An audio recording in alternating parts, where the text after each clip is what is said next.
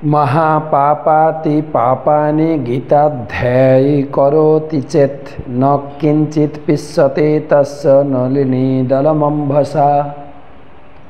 যিনি প্রতিদিন গীতা পাঠ করেন সমস্ত পাপ থেকে মুক্ত হন, কিন্তু কোনো কারণে কোনো পাপ করে ফেললেও পদ্মজ পাতায় জলের মতো সে পাপও নষ্ট হয়ে যায়। আজকের গীতা পাঠ চতুর্থ অধ্যায় জ্ঞানযোগে ৩১তম শ্লোক। নায়ম লোকস্তযজ্ঞস্য কুত অন্ন কুরুষোত্তম। নায়ম লোকস্তযজ্ঞস্য কুত অন্ন কুরুষোত্তম।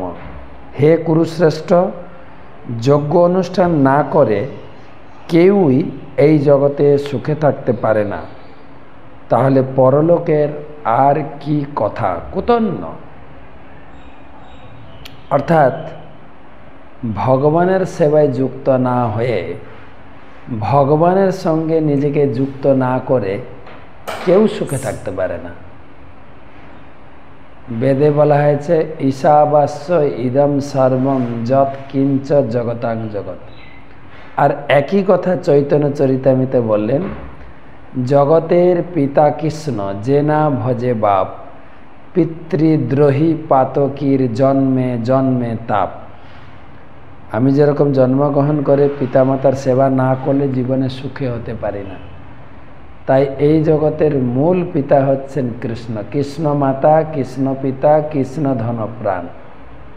তাই আমি যদি আমার সমস্ত কর্ম, সমস্ত চিন্তা চেতনা যদি ভগবানের সঙ্গে নিজেকে যুক্ত না করি, সুখ কোথা। কুত অন্ন নায়ং কুত অন্ন, কোনো প্রকারের সুখ নেই।